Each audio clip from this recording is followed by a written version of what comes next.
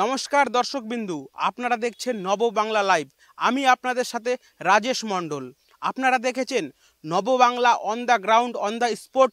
এই রাজ্যের বিভিন্ন লোকসভায় ছিল আমাদের ঘুরতে ঘুরতে আমরা দেখেছি বিভিন্ন লোকসভায় বিভিন্ন পরিসংখ্যান। আগামী দিন আপনারা দেখেছেন আগামীকাল যে এক্সিট পোল এসেছে, গোটা দেশে কার্যত গেরুয়া ঝড় আবারও ফিরছে নববাংলা।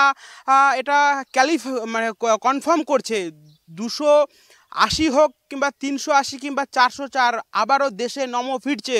নরেন্দ্র মোদীর নেতৃত্বাধীন সরকার বিজেপি এ দেশে আবারও সরকার গড়তে চলেছে।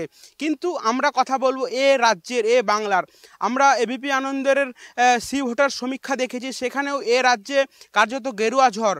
বেশিরভাগ ওপিনিয়ন পোল এবং এক্সিট পোল, কালকে যে এক্সিট পোল এসেছে সেই এক্সিট পোলে কার্যত এ রাজ্যে গেরুয়া ঝড় আসতে চলেছে। এই পরিসংখ্যানকে কেন্দ্র করে আমাদেরও কিছু এক্সিট পোল আমরা দিব, কিন্তু এক্সিট পোলের থেকেও বড় সংখ্যান কোনো এক্সিট পোলই বলতে পারবে না যে উত্তরবঙ্গের সিট মালদা উত্তর, দক্ষিণ এবং রায়গঞ্জ লোকসভায় কী হবে, কারণ এই সমস্ত সিটে একদম কাটাই কাটাই লড়াই রয়েছে।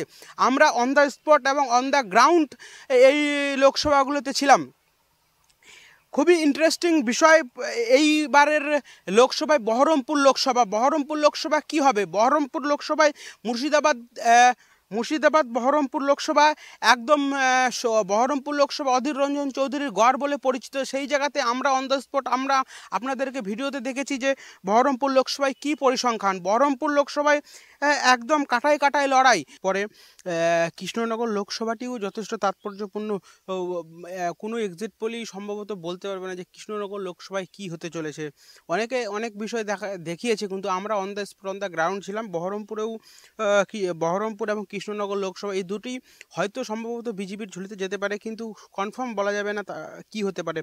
রানাঘাট, বোলপুর, বীরভূম, বর্ধমান পূর্ব, বর্ধমান, দুর্গাপুর এবং আসানসোল এগুলো সম্পূর্ণ বিজেপির দিকে যেতে পারে, এরকমই পরিসংখ্যান বোঝানো যাচ্ছে। হাওড়া, হুগলি, উলবেড়িয়া, শ্রীরামপুর, ব্যারাকপুর, বনগাঁ, আরামবাগ, এর মধ্যে শুধুমাত্র বনগাঁ, আরামবাগ, ব্যারাকপুর, শ্রীরামপুর, হুগলি ও হাওড়া সম্ভবত বিজেপির খাতায় যেতে চলেছে।